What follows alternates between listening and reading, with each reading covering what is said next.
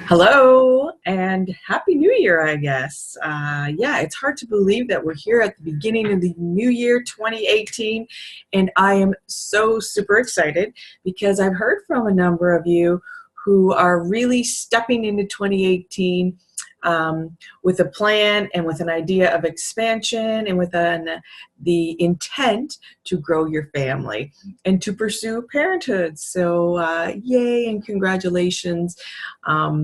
We know it can be quite a journey. We don't know what to expect on the journey. There's a few things that we can remember. So just going back to my first book, Dance, 5 Steps to Living Your Best Life, what I talked about there was that life is a dance, and that before we can make good decisions and action plans and do what we say we're going to do compassionately with others and for ourselves, we need to make sure that our dance floor is really solid, not like marbles all around or things growing out of the dance floor. Like as solid of a platform foundation we can have moving forward with our decisions, the better. So as you're going into 2018, remember these 5 things: mental, emotional, physical, social, and spiritual. Mental, that's about our mindset. So that's kind of the affirmations that we've been talking about. Just keeping that mind chatter under control, because sometimes it's like, it's never going to work for me. It didn't work in 2017. And we just want, aware, stop. I can't wait to see what 2018 brings. I can't wait to see what 2018 brings. Or to even ask a question. How can I get better than this? How can my life get better than this? How can I move forward and make it better than this? And just kind of taking one day, one step at a time on the dance floor of life. So mentally, our mindset, and any time that we're learning something new, if you're doing crosswords, you're exercising your mind, or you're going to a course, you're learning cooking, woohoo! Just anytime we can exercise our brain and learn new things is a good thing. So then emotional, that's all about our emotions and feelings and keeping those in check. Because when we're pursuing parenthood, fear is going to spike up. It's happened through other parts of our life, and all of a sudden we can be triggered again, and all of a sudden it'll be like, woo, what if that doesn't happen? Or the what ifs. And so really we want to just be aware, that's an interesting feeling. And kind of ask the question, who does that belong to? Does this really belong to me? And if you ask the question a few times, some of the fears that you'll be having about, what if I'm never a mom? It's not even yours. It's come from an aunt, or it's come from a friend that they've gone through the journey, and it's their stuff. So just return to sender. So we want to keep our emotions in check. When some of the scary fears and that come up, we just want to acknowledge them. Oh, that's interesting. Who does that belong to? And return back to sender. So physically, obviously on this journey, regardless of what journey we're on or what we're birthing right now, our physical health is really important. And so just being aware of what we're feeding ourselves. Just before the new year, I could not believe how much chip and pop I was back to. It's like, what's going on here? So just, again, being aware, we want to eat healthy foods. We want to take care of our body, especially if you're preparing for a pregnancy. I know we're all on different paths of adoption or surrogacy or whatever, but especially with pregnancy, because it's not just that egg or sperm that is creating the embryo. It's 3-4 months out before that, kind of what our body, the nourishment that we've given it, is creating the DNA that goes into those eggs and sperm. So really be aware of nutrition, and also physically. And some people are really getting bogged down with, oh, Deb, I can't afford the gym. It doesn't fit into my schedule. It doesn't have to be about money, folks. It can just be going outside and enjoying whatever weather you're having. Right now in Canada, we're having a really cold spell. I don't have to be out there walking. I think you saw in my last video for an hour or whatever. It's just getting some fresh air, getting out with nature, and being physical.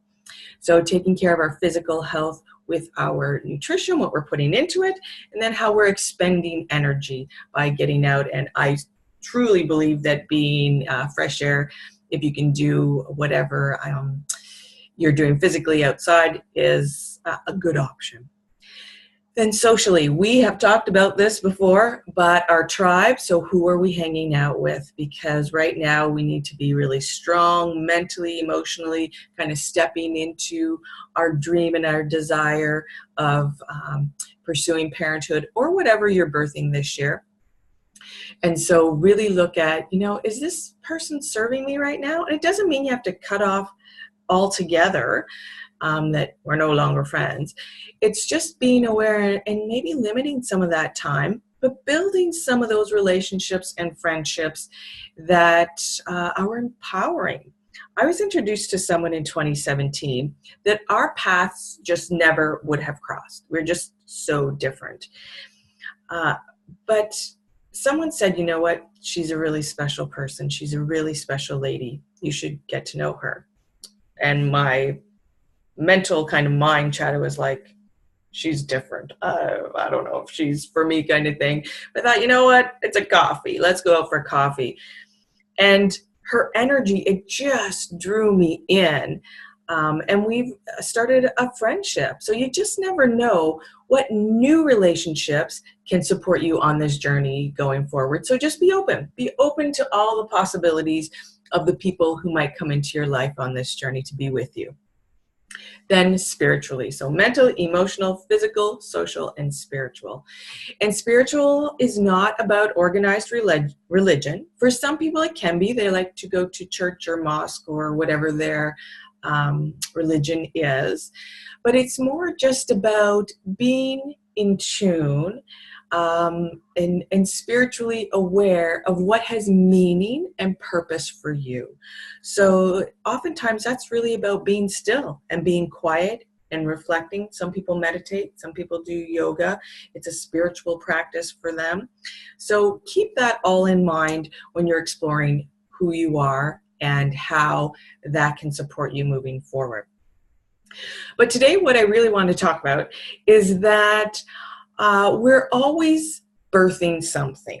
And so although my kids are now in the double digits, and I'm not birthing a family or building or creating a family right now, I'm here to support others who are doing that.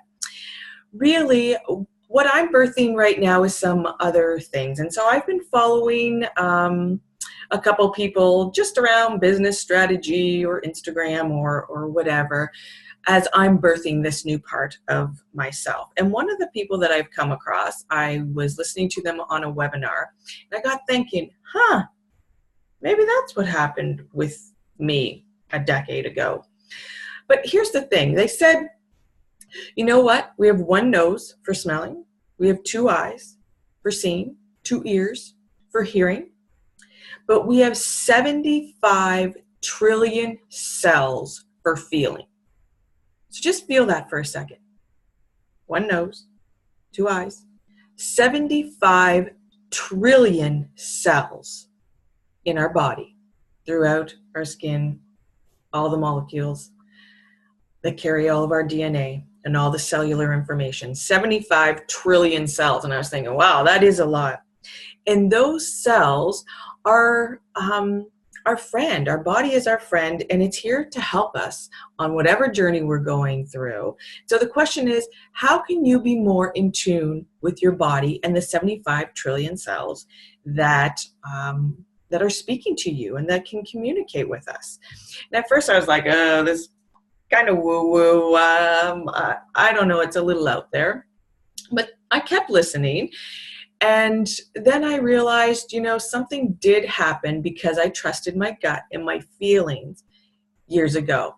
And just an aside is, if you ever find yourself yawning, but you're not really tired, like you got a good night's sleep, or your body is tingling in different places or goosebumps, that's all energy moving. Actually, I was having a massage a few weeks ago and my stomach started to growl and I was like apologizing, like, I'm so sorry, I had lunch. I don't know why it's like that. They're like, oh, sweetie, that's just energy moving. You're just the energy's just moving through your body. So any kind of sounds or weird things that your body seems to be doing, just be aware and go, oh, maybe that's energy. And I'm not saying don't check it out with your doctor if it's very serious, or if you're worried about it, for sure do. But just be aware that energy is there.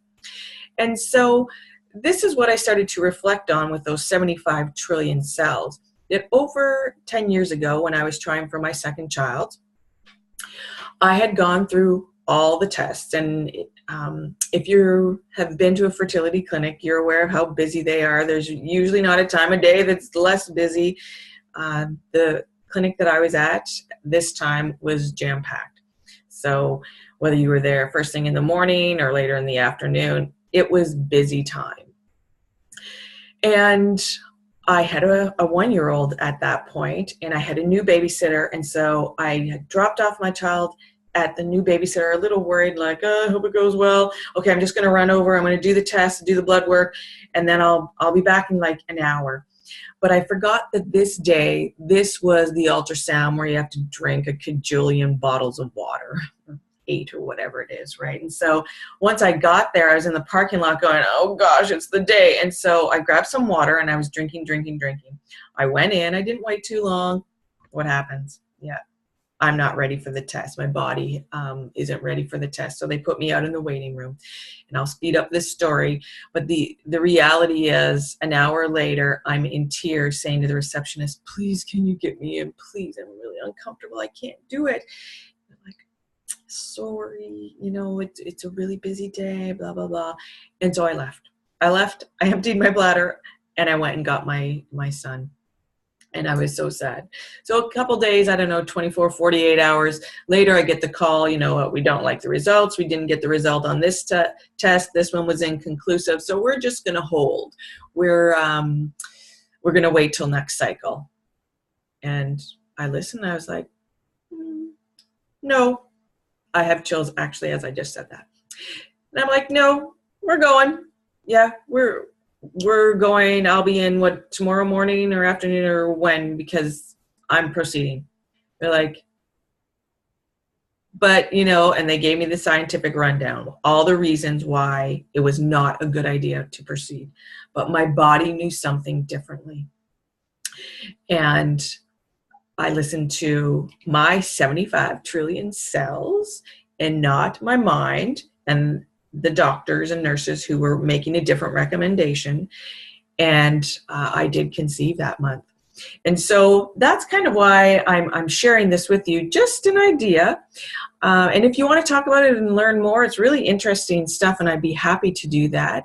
As you know, I always offer our first session free, complimentary. And as I'm moving more into 2018, listening to my body and this intuitive piece, I think that there's a real parallel between some things that you might be going through. So that's my little spiel for today. So excited for 2018. So excited for those who have already connected and say, you know, this is where I'm at. But also remember, I have heard from some of you who are like, Deborah, not this year. I want to deal with my finances first this year, or I'm doing some home renovations, and you have other things that you're birthing right now, which is great too, just like me. But there's a parallel where we can go through this journey intuitively together. So please just look in the email, sign up for your complimentary free session, because I love hearing your stories. And until next time, I hope you have a wonderful day. Bye.